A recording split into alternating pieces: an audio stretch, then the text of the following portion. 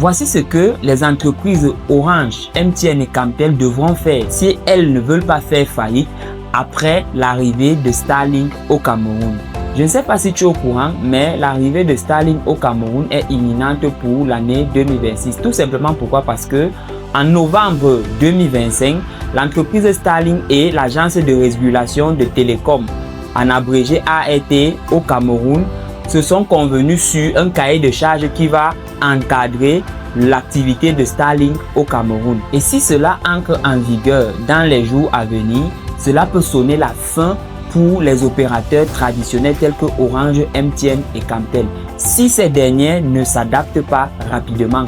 Pour ce faire, je vais t'expliquer comment et qu'est-ce que les entreprises Orange, MTN et Camtel doivent faire rapidement pour pouvoir s'adapter à cette concurrence. Afin de mieux comprendre les points que je vais t'expliquer, il faudrait d'abord que tu comprennes comment est-ce que les entreprises de télécom gagnent de l'argent. Ce que tu dois savoir, c'est que les entreprises de télécom vendent principalement 3 services: les SMS, le crédit téléphonique et les données. Mais de nos jours, force est de constater que le service qui intéresse particulièrement les consommateurs, c'est la donnée. Étant donné qu'avec de la data, tu es capable d'envoyer des SMS et d'appeler en utilisant les applications telles que WhatsApp.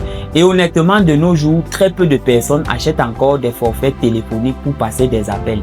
Ce qui fait que le modèle économique de ces entreprises repose aujourd'hui essentiellement sur la vente de données. Ce fait, si ces entreprises ne veulent pas mourir dans les jours, voire les années à venir, voici 3 actions concrètes qu'elles doivent mettre en place afin de résister à la concurrence Starlink. Première action, elles doivent améliorer considérablement leur couverture réseau national. Tout simplement pourquoi? Parce que aujourd'hui, force est de constater que il y a encore certaines zones au Cameroun où on n'a pas accès au réseau téléphonique.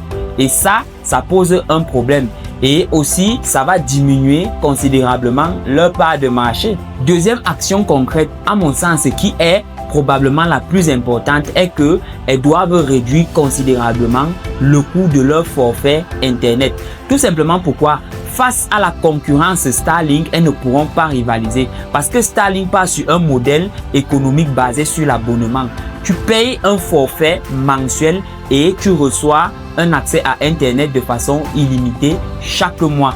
Le forfait part généralement autour des 50 €, c'est-à-dire 15 000 voire 30 000 francs CFA par mois. Et honnêtement, pour moi, c'est très rentable parce que imagine si nous sommes une famille de 6 personnes, on prend un forfait de 30 000 francs CFA par mois, c'est bien plus rentable que d'acheter des données pour chaque membre de la famille afin que ceux-ci restent connectés de façon permanente. La troisième action qu'ils doivent mener, qui à mon sens aussi est très importante, c'est l'amélioration de leur service. Aujourd'hui, malheureusement, il y a des jours où la connexion est calamiteuse sur ces opérateurs. Et ça pose un problème au niveau de la fidélisation parce que si un client n'est pas satisfait du service qu'il paye, il aura de fortes chances d'aller voir la concurrence. Et aujourd'hui, s'il y a une chose sur laquelle Starlink est très fort, c'est sur la qualité de ses services. On parle des débits qui partent jusqu'à 200 mégabits par seconde. Imaginez-vous seulement la performance.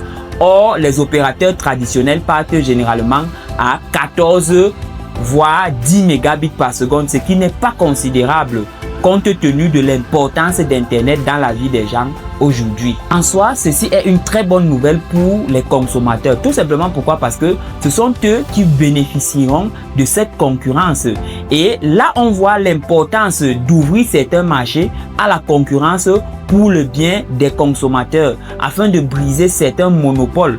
Et honnêtement, une entreprise comme Camtel a beaucoup de soucis à se faire, étant donné qu'elle a le monopole dans la distribution d'Internet par fibre optique au Cameroun. Alors, donne-moi ton avis en commentaire par rapport à ce sujet et surtout, abonne-toi, like et partage cette vidéo d'intérêt public.